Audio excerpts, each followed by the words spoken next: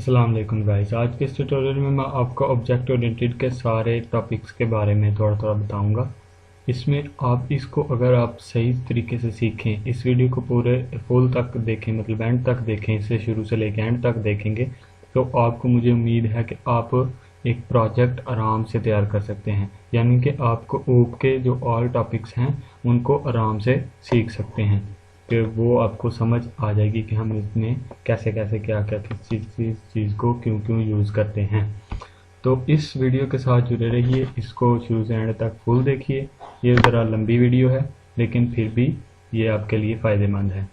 सो सबसे पहले हमारे पास है कि ऑब्जेक्ट ओरिएंटेड बेसिकली होती क्या है। ऊप जिसे हम कहते हैं वो बेसिकली होती क्या है और इसकी हमें क्यों ज़रूरत पड़ती है।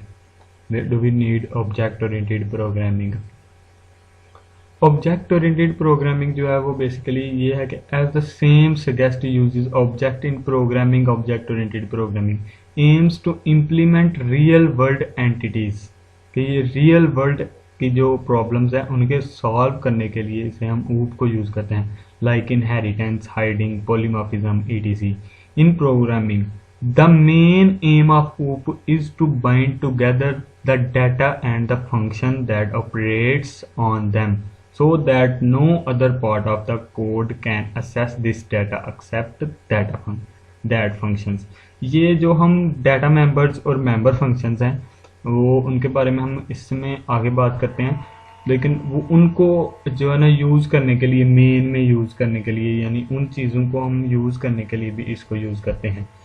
ये ऊप को हम जो है ना इसे यूज़ करते हैं। रियल वर्ल्ड प्रॉब्लम्स होती हैं जैसे कि इनहेरिटेंस के बारे में हम आगे डिटेल में बात करते हैं, लेकिन इधर मैं बता दूं कि इनहेरिटेंस होती है एक चीज़ से दूसरी चीज़ में किसी चीज़ को कन्वर्ट करना या इनहेरिट करना, या उसकी कुछ एंटिटीज़ को, कुछ उसकी फीचर्स को उस चीज़ में इनहेरिट करना, कन्वर्ट करना, यानी कि जो दूसरी चीज़ है उसी चीज़ में पहली चीज़ की जो ऑपरेशंस हैं वो उसमें इनहेरिट हो जाएं। तो नेक्स्ट हमारे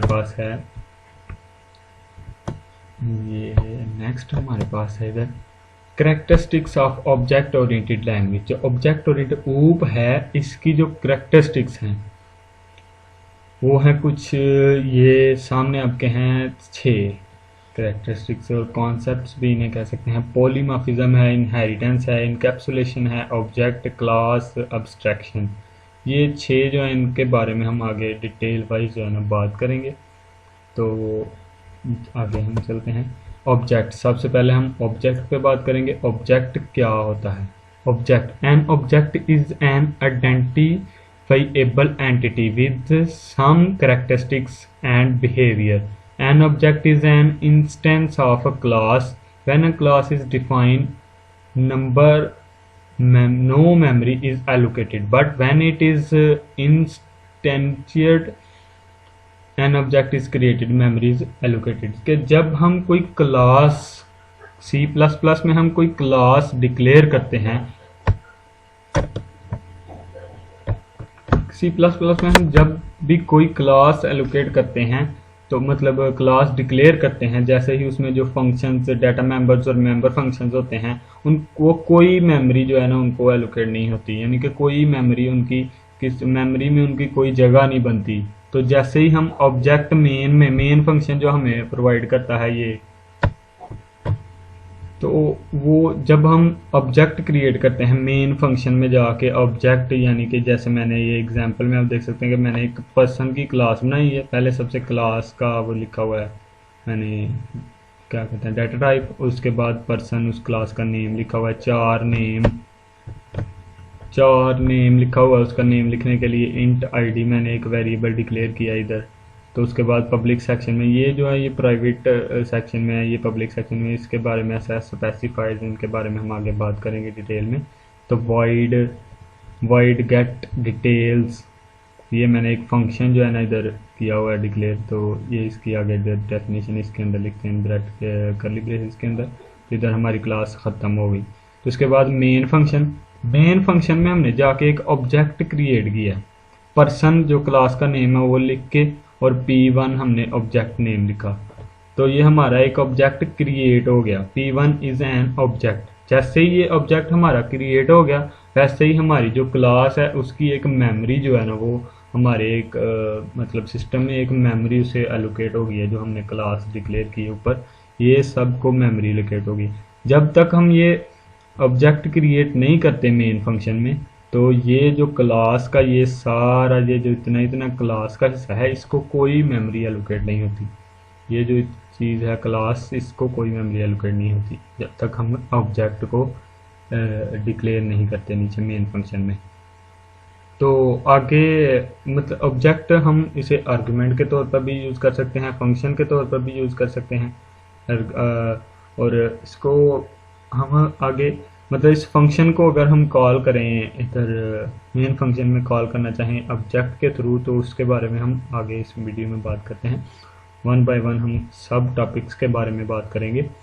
तो मुझे उम्मीद है आपको समझ तो अभी तक आ ही रही होगी, आपको इसकी समझ आ गई होगी ऑब्जेक्ट की। अब हम ले चलते हैं आगे। हमारे पास है क्लासेस। क्लासेस जो है वो हमारे पास है क्लास क्या होती है? The building block of C++ that leads to object oriented programming is a class. कि जो बिल्डिंग ब्लॉक है C++ का, उसको लीड करने के लिए क्लास जो है ना, उसे लीड करना क्लास कहते हैं। It is a user defined data type. ये एक यूज़र डिफाइंड डाटा टाइप है। जैसे हम C प्रोग्रामिंग अगर आपने पढ़ी हो तो उसमें हमने स्ट्रक्चर के बारे में पढ़ा था, तो इसमें भी मैं आगे आपको स्ट्रक्चर के बारे में और इसकी क्लास के स्ट्रक्चर की कंपैरिजन बताऊंगा। तो आपने पढ़ा होगा, उसमें आपने डिटेल में पढ़ा होगा। इसमें हम सिर्फ थोड़ा सा उसका जो है ना डेफिनेशन वगैरह ही बताएंगे कि स्ट्रक्चर क्या होता है और क्लास और स्ट्रक्चर में क्या डिफरेंस है। तो वो भी एक यूज़र डिफाइंड डाटा टाइप थी। तो ये क्लास भी एक यूज़र डिफाइंड डाटा टाइप है। जैसे यूज़र खुद जो है ना यूज़ कर सकता है, हम यूज़ कर सकते हैं यूज़र डिफाइंड यूज़र। इसमें हम फंक्शंस ऐड कर सकते हैं, इनहेरिटेंस कर सकते हैं। तो डिफरेंट ही काम जो है ना वो हम इसमें अंजाम दे सकते हैं। Which hold its own data members and member function. ये जो हमारे मेंबर फंक्शन और डाटा मेंबर्स हैं, डाटा मेंबर्स वेरिएबल्स जो है, मेंबर फंक्शन जो फंक्शन है इसमें, तो उनको मतलब होल्ड करती है हमारी प्रोग्राम में। Which can be assessed. जब हम असेस करते हैं इसमें अपने कुछ मेंबर फंक्शन और डाटा मेंबर्स को, तो ये तब क्लास में A class is a user-defined data type which has data members and member functions. ये member function और data members पर मुश्तमिल होती है और ये एक user-defined data type है। और उसके बाद हम आगे बात करते हैं inheritance। ये inheritance जो है ना सबसे important part जो है ना, ये OOP का सबसे important part OOP का inheritance है।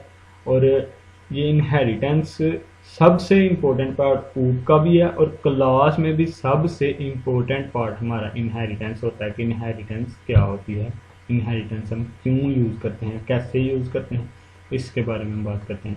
The capability of a class to drive properties and characteristics from another class is called inheritance. Inheritance is one of the most important feature of object oriented programming.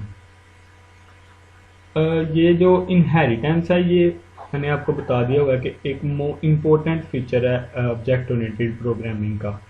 तो एक class की जो attributes हैं, उसके operations हैं, attributes तो चलो नहीं, ऑपरेशंस एट्रीब्यूट्स को दूसरी क्लास में लेके जाने को, दूसरी क्लास में यूज़ करने को हम इनहेरिटेंस कहते हैं। कि एक ही क्लास के जो एक क्लास ऊपर हमने सब क्लास जिसे सुपर क्लास जिसे हम कहते हैं, तो वो उसमें से हम इनहेरिट करते हैं कुछ उसकी प्रॉपर्टीज़ को दूसरी क्लास में। तो सबसे इसमें दो किस्म की क्लासेस होती हैं, एक को हम सब क्लासेस कहते हैं, एक को हम सुपर क्लास कहते हैं। सब क्लास जो होती है हमारे पास, the class that inherit properties from another class is called sub class और ड्राइव्ड क्लास। कि इसे हम पेरेंट चाइल्ड क्लास भी कहते हैं, तो इसे हम सब क्लास भी कहते हैं। तो ये जो क्लास होती है ये इनहेरिट करती है प्रॉपर्टीज़ को जो दूसरी हमने क्लास ऊपर इसके जो हमने क्लास डिफाइन की होती है ना, उसकी जो प्रॉपर्टीज़ हैं उसको इनहेरिट करती है अपने फंक्शंस के लिए, अपने यूज़ के लिए। तो इसके बाद हमारे पास सुपर क्लास है। Super class the class whose properties are inherited by sub class is called base class और सुपर क्लास। बेस क्लास भी कहते हैं इसे, पेरेंट क्लास भी कहते हैं इसे, सुपर क्लास भी कहते हैं। तो ये जो जिस क्लास से हम सब क्लास में प्रॉपर्टीज को इनहेरिट करते हैं, ये वो क्लास होती है जिसमें से हम सब क्लास के लिए प्रॉपर्टीज इनहेरिट करते हैं, और सब क्लास वो कि जिसके लिए हम प्रॉपर्टीज को इनहेरिट करते हैं इस क्लास से। तो मुझे उम्मीद है इसकी भी आपको समझ आ गई होगी। इसके बाद हम आगे चलते हैं अपने रीयूजिबिलिटी। रीयूजिबिलिटी जो हमारी जो होती है वो भी सबसे इम्पोर्टेंट जो पार्ट होता है ऊप का, ये भी इम्पोर्टेंट पार्ट है ऊप का, कि ऊप हम पढ़ते ही इसी चीज़ के लिए हैं कि रीयूजिबिलिटी इसमें होती है, ऊप में रीयूजिबिलिटी होती है। क्लास में हम रीयूजिबिलिटी कर सकते हैं, बड़े आराम से रीयूज कर सकते हैं किसी भी प्रॉपर्टीज, किसी भी फंक्शंस को। तो इनहेरिटेंस सपोर्ट करती है इसके कॉन्सेप्ट को। तो when we want to create a new class and there is already a class that includes some of the code that we want to, we can derive our new class from the exciting class. By doing this we are reusing the field and method of the exciting class। कि इसमें हम करते क्या है कि जैसे मैंने inheritance में आपको बताया कि हम जो प्रॉपर्टीज होती हैं सुपर क्लास की या पेरेंट क्लास की, उसे हम चाइल्ड क्लास या ड्राइव्ड क्लास जिसे हम कहते हैं, उसमें उसकी प्रॉपर्टीज को हम आसानी से यूज़ कर लेते हैं। तो ये होगी रीयूजिबिलिटी, कि उसमें भी हम उसको यूज़ कर रहे हैं और इसमें भी हम उसको यूज़ कर सकते हैं, ये होगी रीयूजेबिलिटी। तो ये नीचे एक एग्जांपल दी हुई है मैंने, एक जो नेचर एग्जांपल है कि एक एनिमल की क्लास हम बनाते हैं। तो एनिमल की क्लास में हम कैट को भी लेते हैं, डॉग को भी लेते हैं, काऊ को भी लेते हैं। तो कैट जो है उसकी भी 4 टांगे हैं, उसकी भी एक दुम है, एक मुंह है, उसके 2 आंखें हैं। और डॉग जो है उसकी भी 4 टांगे हैं, 2 आंखें हैं, एक मुंह है। उसके बाद उसकी भी एक दुम है। और काऊ है, उसकी भी एक दुम है, 4 टांगे हैं, एक 2 आंखें हैं, एक मुंह है, एक्सेट्रा etc। तो जो हमारे पास इन तीनों में कुछ डिफरेंस है, लेकिन हम वो उसी क्लास में उसे ओवरराइड कर लेते हैं, बहुत आसानी से ओवरराइड करने। ओवरराइडिंग के बारे में भी हम आगे बात करेंगे। कैट और काऊ ये इसकी एग्जांपल हो गई। तो उसके बाद हम चलते हैं आगे। तो डाटा एब्स्ट्रैक्शन या एब्स्ट्रैक्शन सिंपल भी इसे कह सकते हैं। तो it is a process of showing essential feature of the entity by hiding certain important details. It reduces code complexity. It is an other good feature of OOPS and used to show the necessary details to the client of the object। तो ये जो abstraction है इसे हम use करते हैं इस चीज़ के लिए कि जो हमारे पास unnecessary डाटा होता है ना, कि जो सिर्फ हम खुद देखना चाहें, हम अपने क्लाइंट को या अपने कस्टमर को ना दिखाना चाहें। तो जैसे कि हम एग्जांपल लेते हैं कि हम एक कॉलेज की एग्जांपल ले लेते हैं कि कॉलेज में स्टूडेंट्स होते हैं, स्टूडेंट्स जो फीस पे करते हैं, तो वो फ़ी जो है हम अपने अदर क्लाइंट्स को नहीं शो करवाना चाहते। हम एक प्रोग्राम तैयार करते हैं कॉलेज मैनेजमेंट का, तो उसमें हम जो डिफरेंट स्टूडेंट्स की फ़ी है वो हम दूसरे स्टूडेंट्स को शो नहीं करवाना चाहते, तो उसमें हम अब्स्ट्रैक्शन यूज़ करते हैं। तो या इससे ऐसे एग्जांपल कि कंपनी है एक, उस कंपनी के कुछ क्लाइंट्स हैं, उस कंपनी में कुछ लोग हैं, उसके कस्टमर्स हैं, तो उनको हम अपने जो कंपनी एम्प्लॉयज़ हैं उनकी सैलरी नहीं शो कराना चाहते, तो उनकी सैलरी पे फंक्शन पे हम जो है ये एब्स्ट्रैक्शन को यूज़ करेंगे। तो इसी तरह ये एब्स्ट्रैक्शन है। उसके बाद हमारे पास है data encapsulation. Encapsulation, it means hiding data or implementation details of one modules from other modules. It can also be defined as restricting access to certain properties. Encapsulation is a technique which is used for data hiding. ये data hiding के लिए ये भी abstraction की तरह ही तकरीबन use होता है। वो डाटा मेंबर्स को करता है हाइड, और ये मेंबर फंक्शंस को हाइड करता है। तो मेंबर फंक्शंस आगे बात करेंगे हम उसके बारे में, आप समझ जाएंगे कि मेंबर फंक्शंस को हाइड कैसे करता है। इनकैप्सुलेशन की हम कुछ एग्जांपल इस तरह लेंगे कि it is a help in reducing systems complexity. ये सिस्टम की कम्प्लेक्सिटी को रिड्यूस करती है। तो इनकैप्सुलेशन की कुछ एग्जांपल हम इस तरह लेंगे कि आपके पास एक मोबाइल जो आप यूज़ करते हैं उसके ऊपर या कीपैड वाला हो या टच स्क्रीन वाला मोबाइल हो, तो आपके पास, मुझे उम्मीद है कि आजकल टच स्क्रीन का ही ट्रेंड चल रहा है, तो आपके पास टच स्क्रीन ही मोबाइल होगा। तो आप स्क्रीन को टच करते हैं, आपका एक सामने कोई भी काम है जो आप कर रहे हैं, किसी चीज़ को ओपन कर रहे हैं, तो आप तो स्क्रीन को टच करते हैं। आप इसके पीछे जो आपकी ये एक पूरा फंक्शन है कि ये टच करेगा, फिर इसके पास कंप्यूटर के पास जाएगा, वो क्या करेगा आगे, ये सब कुछ समथिंग समथिंग, वो तो आपके सामने शो नहीं ना हो रहा। आपके सामने तो सिर्फ स्क्रीन शो हो रही है कि आपने स्क्रीन को टच करना है, तो आपका जो है काम स्टार्ट हो जाना है। तो उसके बाद एग्जांपल है कि आपके पास जो लैपटॉप है, लैपटॉप का जो कीबोर्ड है, आप तो उसके ऊपर ए प्रेस करते हैं। आगे आपको इस तरह भी पता होगा कि कंप्यूटर लैंग्वेज 01 को समझता है, तो वो 01 में कन्वर्ट करता है, तो वो सब कुछ कन्वर्टिंग करके फिर दोबारा ट्रांसलेट करके आपको स्क्रीन पर ए ही शो करवाता है। लेकिन आप इस चीज़ को तो कर लेते हैं, लेकिन आपको ये तो नहीं पता कि आगे वो जो हमने ए लिखा था उसके पीछे जो हमारी सारी एक फंक्शन जो काम कर रहा है वो कहाँ है, क्या है, वो इनकैप्सुलेशन किया हुआ है उन्होंने, कि इनकैप्सुलेशन कर दी है उसकी, उसको हाइड कर दिया है कि बस आपको स्क्रीन ही शो हो, आपको उसके पीछे का फंक्शन नहीं शो हो। तीसरी एग्जांपल ले सकते हैं रियल लाइफ में कि हम एक कार जो उसका स्टीयरिंग, उसका जो स्टीयरिंग है उसे हम घुमाते हैं तो हमारे व्हील घूमते हैं, लेकिन उसमें जो गरारियाँ लगी हुई हैं नीचे, कुछ फंक्शन है उसका कि इधर से ये ऐसे करेंगे तो वो बहुत आसानी से ऐसे घूम रहा है, ऐसे वो तो हमें नहीं नजर आ रहा। हम तो बस स्टीयरिंग को घुमा रहे हैं या हमारे एक्सीलेटर को प्रेस कर रहे हैं या हम अपने गियर चेंज कर रहे हैं, गियर के नीचे जो फंक्शन है, इंजन है पूरा उसका, वो तो हमें शो नहीं हो रहा, तो वो भी इनकैप्सुलेशन में ही है। उम्मीद है इसकी भी आपको समझ आई होगी। आगे हम चलते हैं, आगे हमारे पास है पॉलीमॉर्फिज्म।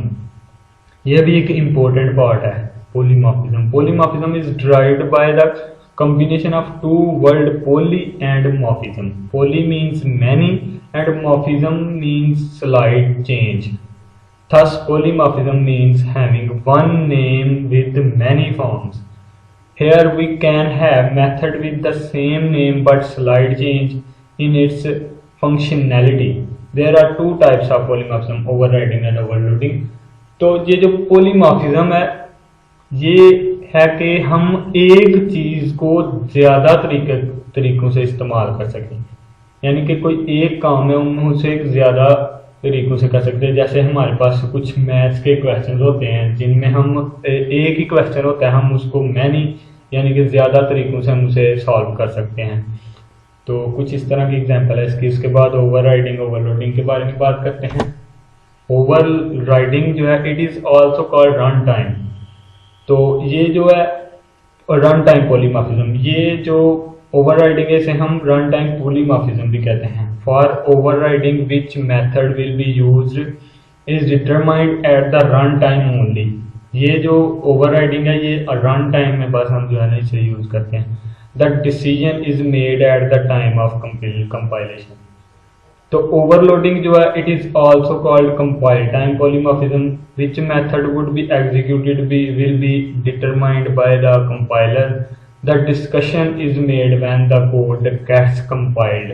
जो ओवरलोडिंग है ये हम कंपाइल टाइम में यूज करते हैं, ओवरराइडिंग हम रन टाइम में यूज करते हैं। रन टाइम मतलब कि जब हम कंपाइल कर लेते हैं हमारा प्रोग्राम रन हो जाता है तब हम ओवरराइडिंग को जो है ना यूज करते हैं। ओवरलोडिंग जो है वो हम तभी यूज कर लेते हैं जब हम अपना प्रोग्राम लिख रहे होते हैं, तो उसे हम तभी यूज कर लेते हैं। तो उसके बाद चलते हैं स्ट्रक्चर की तरफ, जो मैंने पहले भी बात की थी कि स्ट्रक्चर को हम as a function, as a user defined data type उसमें यूज करते थे। सी प्रोग्रामिंग में, C++ में इसका सिर्फ थोड़ा सा जो है ना काम है। स्ट्रक्चर बेसिकली स्ट्रक्चर होता क्या है? Structure is a collection of variable of different data types.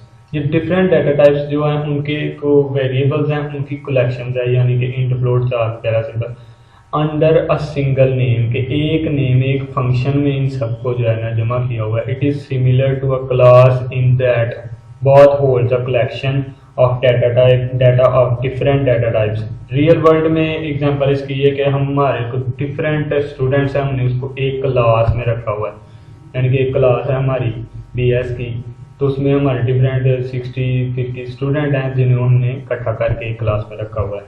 तो डिफरेंट नेम है उनके, डिफरेंट उनके हॉबीज़ हैं, ये सिंपल समथिंग वगैरह। For example you want to store some information about the person, ये एक इसकी टेक्निकल एग्जांपल है कि surname, citizenship number and salary, कि जो नेम है वो तो एक डेटा टाइप उसकी होगी 4 की, या कह लें आप। सिटीजनशिप नंबर ये एक इंटीजर होगा, उसकी सैलरी जो है वो फ्लोटिंग टाइप में होगी।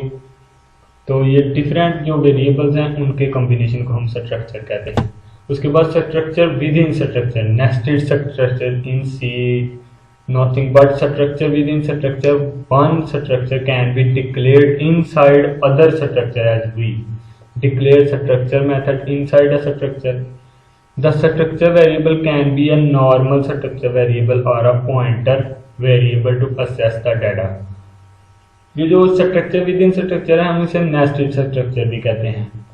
तो ये इसे हम कुछ इस तरह जो है ना, इसका सिंटैक्स ये है कि हम इसे कुछ इस तरह जो है ना डिक्लेयर करते हैं। तो पहले हम एक स्ट्रक्चर लिखते हैं, स्ट्रक्ट कीवर्ड उसका लिखते हैं, फिर स्ट्रक्चर 1, स्ट्रक्चर नेम जो भी आप लिखना चाहें, उसके बाद उसकी डेफिनेशन उसको डिफाइन करें। फिर ये सेमीकोलन के बाद हम स्ट्रक्ट कीवर्ड लिखते हैं, स्ट्रक्चर 2, दूसरा स्ट्रक्चर डिक्लेयर करते हैं, उसकी डेफिनेशन लिखते हैं। और फिर हम वो दोनों को जो मिलाने का मेन तरीका, जो मेन बात है कि दोनों को हम मिलाते कैसे हैं, वो इस तरह के स्ट्रक्ट का कीवर्ड लिखते हैं इधर, स्ट्रक्चर 1 ऑब्जेक्ट, कि ये हम एक पॉइंटर के जरिए इसका ऑब्जेक्ट बनाते हैं, ऑब्जेक्ट क्रिएट करते हैं, तो हमारे जो स्ट्रक्चर का दोनों का कॉम्बिनेशन हो जाता है। उसके बाद हम चलते हैं स्ट्रक्चर एंड क्लास कंपैरिजन के, जो क्लास है स्ट्रक्चर में डिफरेंस क्या है, हम क्लास को स्ट्रक्चर पे ज़्यादा तरजीह क्यों देते हैं। Structure does not support the inheritance, ये जो स्ट्रक्चर है इसमें इनहेरिटेंस नहीं होती, तो क्लास जो है वो उसमें इनहेरिटेंस होती है। A structure is a class where member are public by default. Class can create a sub class that will inherit parents properties and method. A class, और जो क्लास ये बाय डिफॉल्ट जो स्ट्रक्चर है ये by default public section में by default होता है, और ये जो क्लास है ये बाय डिफॉल्ट प्राइवेट सेक्शन में होती है। तो structure is used as a value type. The object of the class is made on the heap memory will the object of the structure is made on the stack memory. It means class is pass by reference type and the structure is pass by copy. Class can create a subclass that will inherit parents' properties and methods. A class has all member private by default. Class is used as a reference type. तो ये structure and class comparison भी आपको समझ आ गई होगी कि class इससे structure से बेहतर है। उसके बाद इनन्यूमरेशन भी तकरीबन इसी तरह का एक जो है ना डाटा टाइप है, ये भी एक यूजर डिफाइंड डाटा टाइप है। An enumeration is a user-defined data type that consists of integrals constants. To define an enumeration keywords, a num is used. तो ये डिफरेंट, ये जो ज़्यादा डाटा टाइप्स हैं, यानी कि एक ही डाटा टाइप जो है उसके नंबर ऑफ डाटा टाइप्स जो इंटीजरल्स कांस्टेंट्स हैं उनको डिफाइन करने के लिए इनन्यूमरेशन जो है ना यूज़ करती है। तो इसको हम ई नम के जो है ना वेरिएबल से डिक्लेयर करते हैं। ये आगे की एग्जांपल है, hash include string using namespace STD. enum इसका मैंने इधर जो वो किया है, इसका वेरिएबल डिक्लेयर किया है, और सॉरी वेरिएबल इसकी डेटा टाइप लिखी है। उसके बाद नेम, इस क्लास का जो नेम मैंने जो इसका नेम है फंक्शन वो लिखा। उसके बाद मैंने कुछ नेम लिखे, इसके अंदर मैंने लिखे 5 नाम, अली, उस्मान, हैदर, अंसर, तबसर।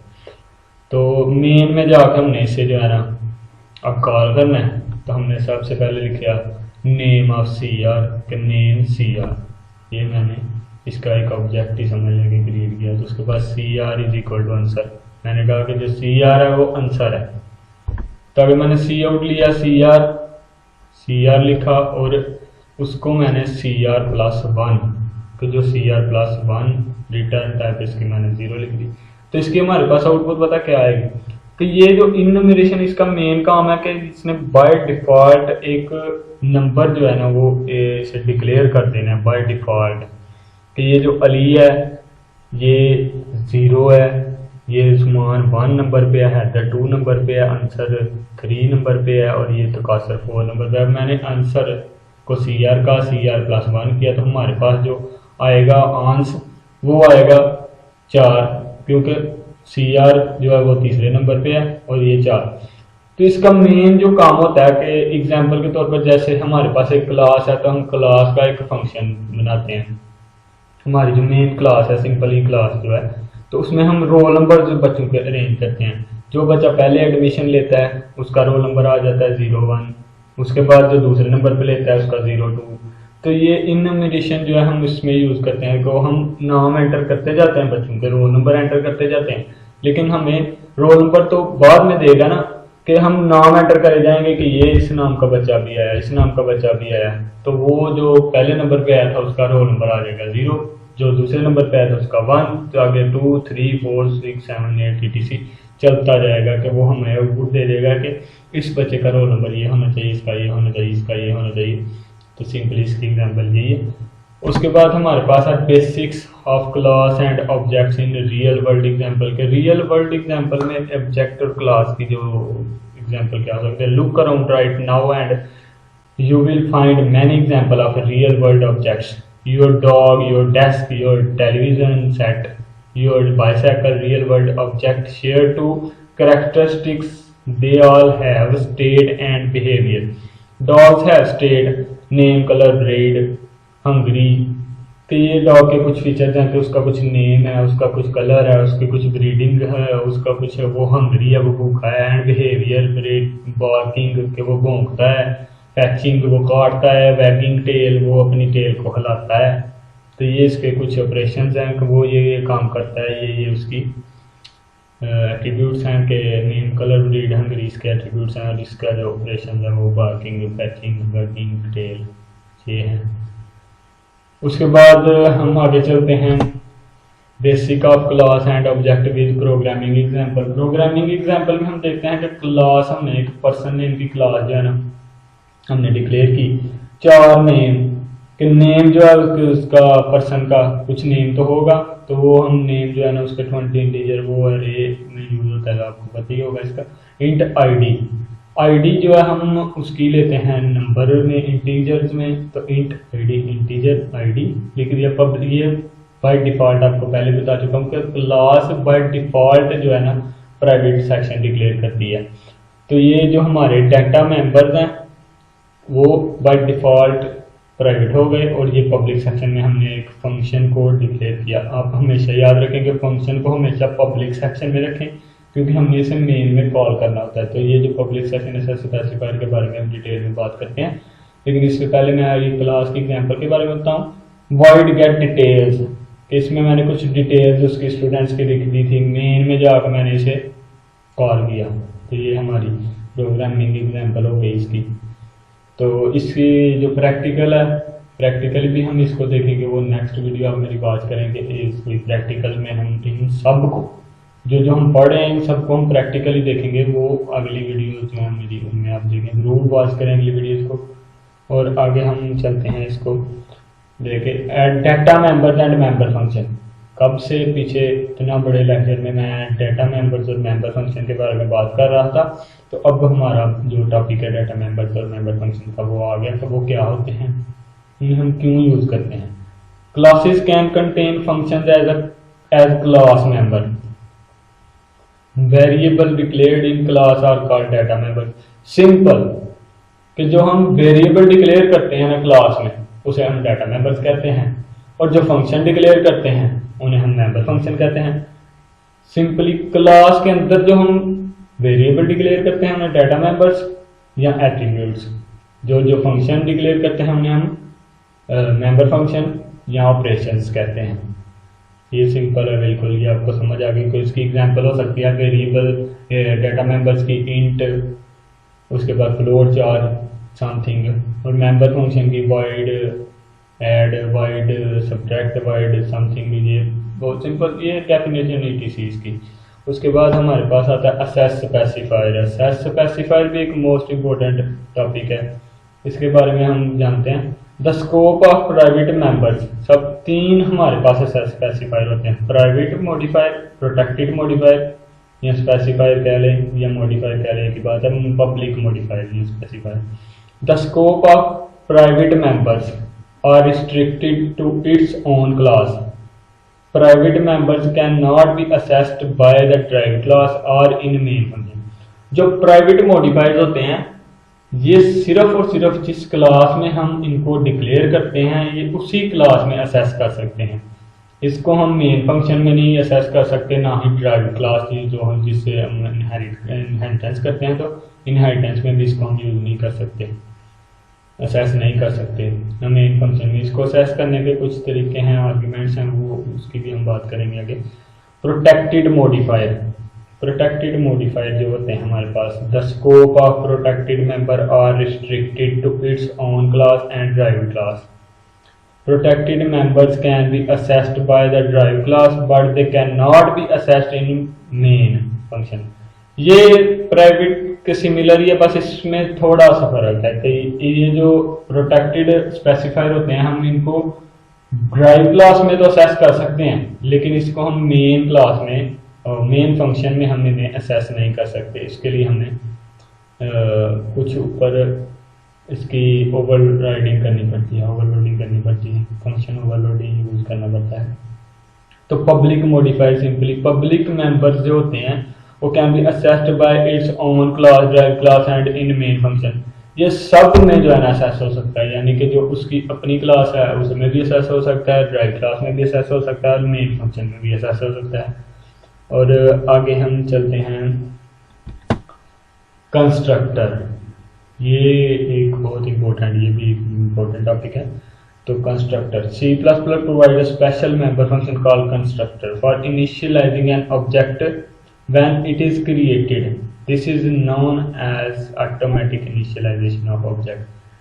ये जो कंस्ट्रक्टर है ये भी यूज होता है असेस करने के लिए प्राइवेट सेक्टर जो होते हैं उनके डाटा मेंबर्स को, और ये बाय डिफ़ॉल्ट भी हमारे जो है ना प्रोग्राम में काम कर रहा होता है।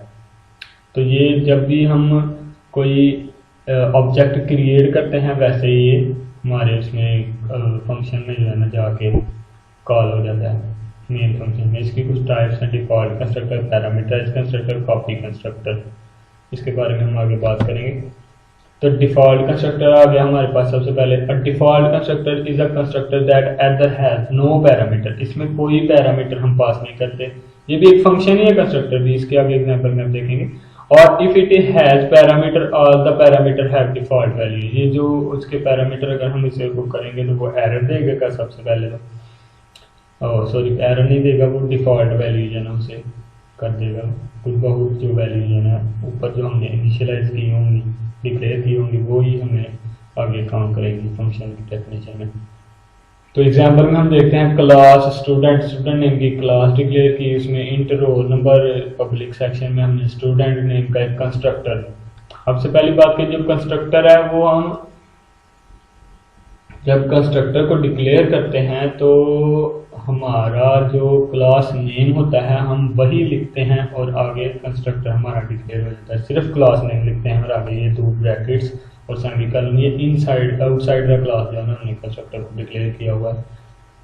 तो इसके आगे सेमीकोलन क्लास ऑफ, उसके बाद स्टूडेंट, और इसको हमने बाहर आउटसाइड का क्लास जो है वो असेस किया हुआ है। उसके बाद ये स्टूडेंट ऑब्जेक्ट 1, ये मेन फंक्शन का काम था तो इधर मैंने मेन नहीं लिखा, तो सॉरी, तो स्टूडेंट ऑब्जेक्ट 1, ये मैंने जब भी ऑब्जेक्ट क्रिएट किया तो हमारा जो कंस्ट्रक्टर है वो मेन में कॉल हो गया डिफ़ॉल्ट कंस्ट्रक्टर।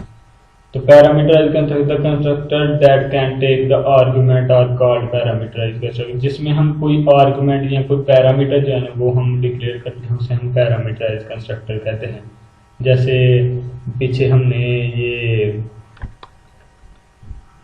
ये हमने डिफ़ॉल्ट कंस्ट्रक्टर में यहाँ पे हमने खाली जगह छोड़ दी थी, ये ब्रैकेट्स के दरमियान, इधर हम कोई भी पैरामीटर इंट वगैरह समथिंग ऐड करेंगे तो वो पैरामीटराइज्ड कंस्ट्रक्टर हो जाएगा।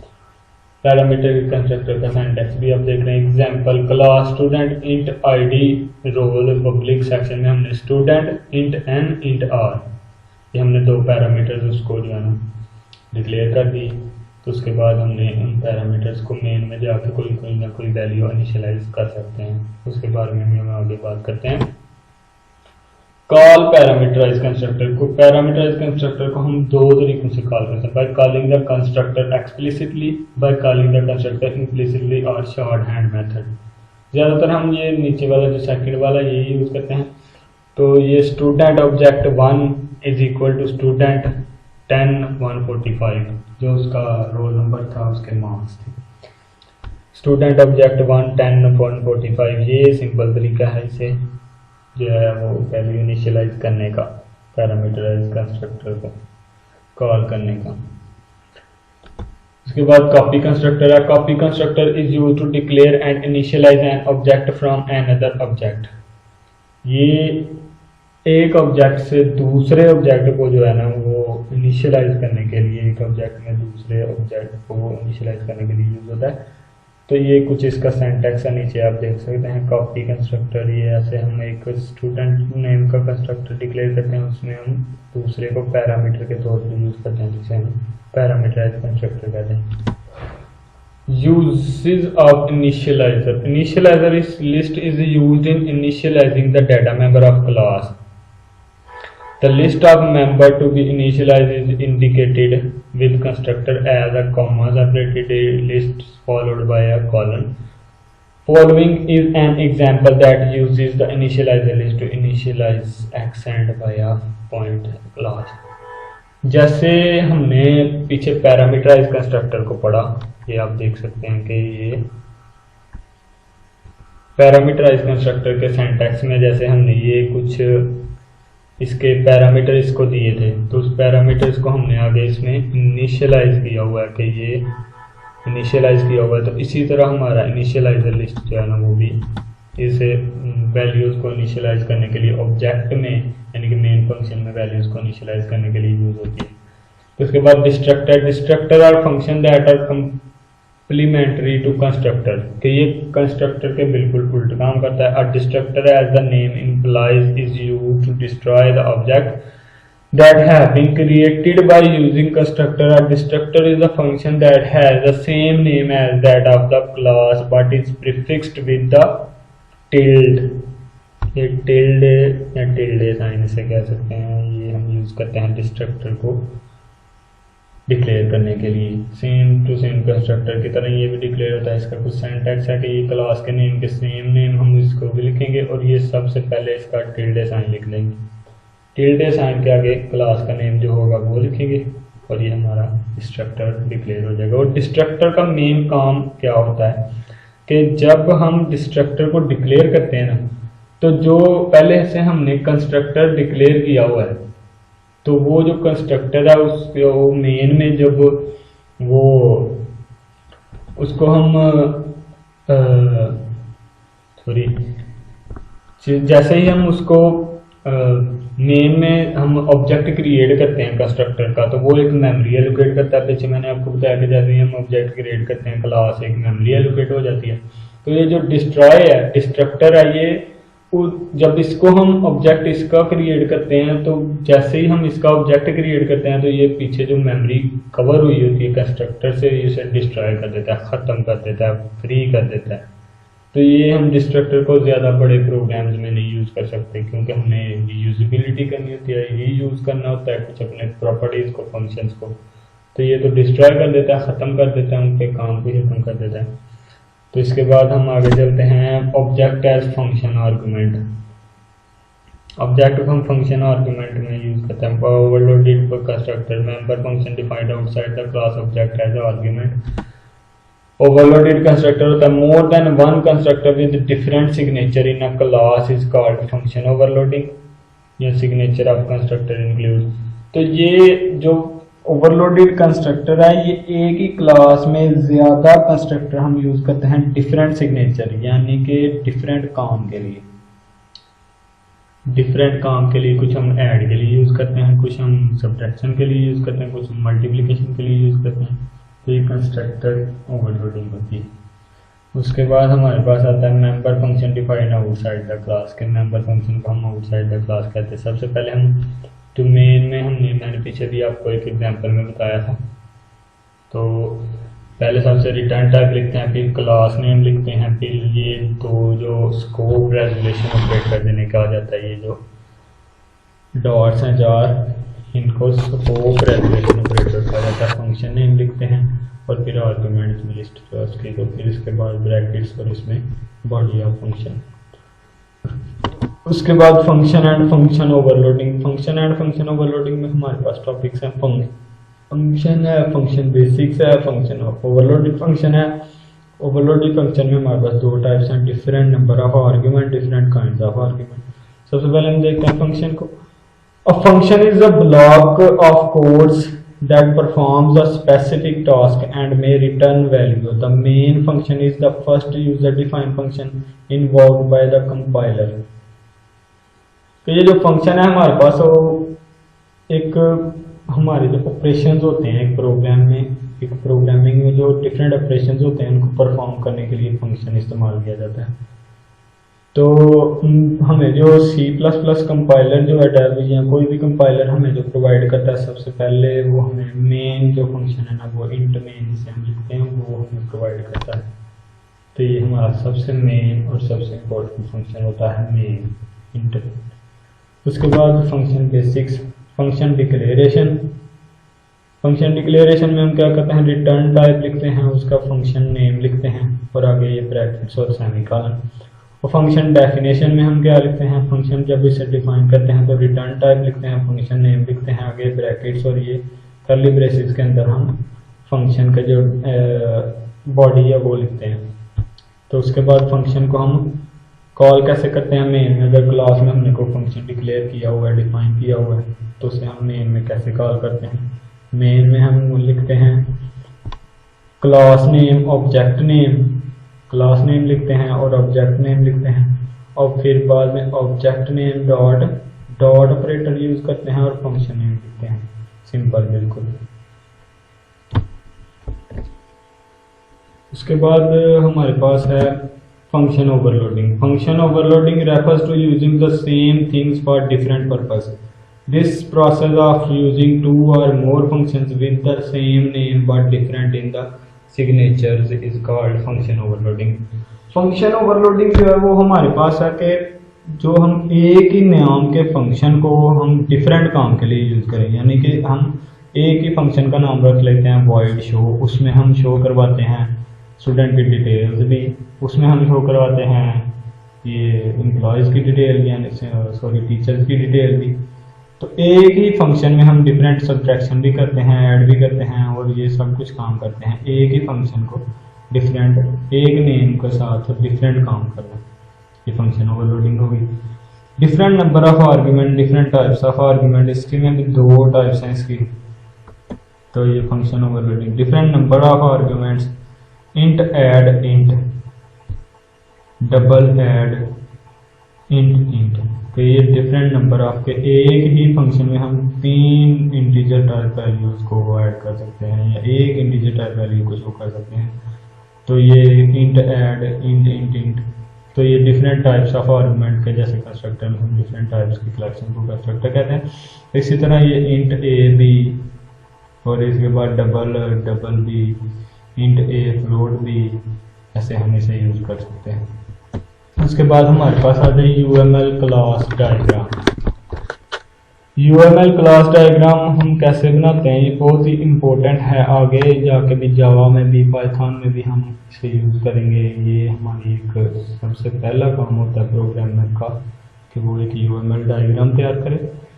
तो सबसे पहले हम लिखते हैं क्लास डायग्राम में क्लास का नेम, ये हम 3 जो है ना इसके एक तो टेबल बनाते हैं जिसके हम 3 रोज लेते हैं और एक कॉलम लेते हैं। सबसे ऊपर वाले रो में हम लिखते हैं क्लास नेम, सेकंड वाले में उसके एट्रीब्यूट्स और थर्ड वाले में ऑपरेशंस और मेथड उसके।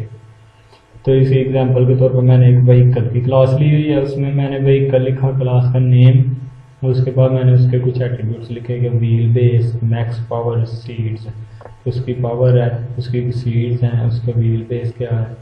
उसके बाद मैंने उसके कुछ ऑपरेशंस लिखे कि टर्न व्हील, हम व्हील को टर्न करते हैं, टर्न कर सकते हैं, प्रेस एक्सीलेटर, एक्सीलेटर को प्रेस कर सकते हैं, प्रेस ब्रेक, ब्रेक को प्रेस कर सकते हैं। तो ये इसकी यूमर डायग्राम की सिंपल जो है। उसके बाद इसके रिलेशनशिप्स अमंग ऑब्जेक्ट्स। एसोसिएशन होती है, अगर मैंने एग्जांपल के तौर पर लिखा हुआ है पैसेंजर और एयरप्लेन, एसोसिएशन में होता है इसकी टाइप को जो है रिलेशनशिप की कि जो दोनों पैसेंजर डिपेंड करते हैं एरोप्लेन पे और एरोप्लेन डिपेंड करता है पैसेंजर पे। उसके बाद डायरेक्ट एसोसिएशन कि जो एरोप्लेन है वो हमारा जो पैसेंजर है वो एरोप्लेन पे डिपेंड करता है, एरोप्लेन पैसेंजर पे डिपेंड नहीं करता है, इसमें डायरेक्ट एसोसिएशन में ये है। और ये रिफ्लेक्सिव कि जो एयरलाइन स्टाफ है वो सिर्फ खुद पे ही डिपेंड करता है। उसके बाद मल्टीप्लिसिटी है कि जो पैसेंजर है वो जो एरोप्लेन है वो एक ही है और पैसेंजर मोर देन वन हो सकते हैं, तो इसे हम इस तरह जीरो या जीरो और मल्टीप्लाई लिख के या स्टेरिक साइन में लिख के इसे शो करते हैं। मल्टीप्लिसिटी के पैसेंजर ज़्यादा है, एरोप्लेन एक ही है, उसमें 300 पैसेंजर हो सकते हैं, 400 हो सकते हैं, 200 हो सकते हैं। उसके बाद पांचवी है एग्रीगेशन, जिसे हम डायमंड रिलेशनशिप भी कहते हैं। उसके बाद कंपोजिशन है, इसको भी हम ये डायमंड खाली है और ये डायमंड फील्ड है कि ये इस पर डिपेंड करता है। लाइब्रेरी एक ही है, उसमें मैनी बुक्स हैं, ज़्यादा बुक्स हैं, एक से ज़्यादा बुक्स हैं, लाइब्रेरी एक ही है। तो ये लाइब्रेरी जो है वो और ज़्यादा हो सकती हैं, बुक्स भी ज़्यादा हो सकती हैं, डिफरेंट लाइब्रेरीज में डिफरेंट बुक्स हैं। उसके बाद इनहेरिटेंस या जनरलाइजेशन में आप देख सकते हैं फिक्स्ड अकाउंट है, बैंक अकाउंट। बैंक अकाउंट हमारे बैंक में कितने ज़्यादा अकाउंट होते हैं, उसमें हमारा एक फिक्स अकाउंट है। उसके बाद प्रिंटर सेटअप और प्रिंटर, तो प्रिंटर सेटअप है उसकी सेटिंग है वो तो डिफरेंट काम करती है, उसमें डिफरेंट सेटिंग्स होती हैं, और जो प्रिंटर है वो तो एक ही। तो ये आगे हम चलते हैं। तो ये मैंने पीछे रिलेशनशिप के बारे में बात की, इसमें अगर मैं इस वीडियो में बात करता हूँ मैं डिटेल में तो ये बहुत बड़ा एक लेक्चर बन जाना था, तो इसकी एक अलग से वीडियो मैंने जो है वो की हुई है, तो वो आप देखिएगा, जरूर बात कीजिएगा।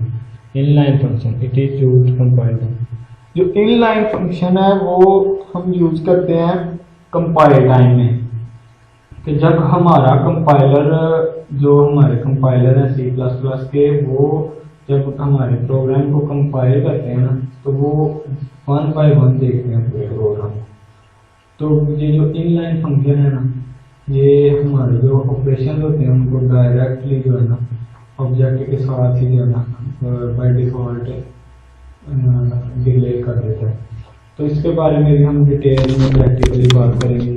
इसके लिए मैंने अलग से एक इस टॉपिक पे लेक्चर दिया हुआ है, ट्यूटोरियल बनाया हुआ है, आप उसको जरूर देखें।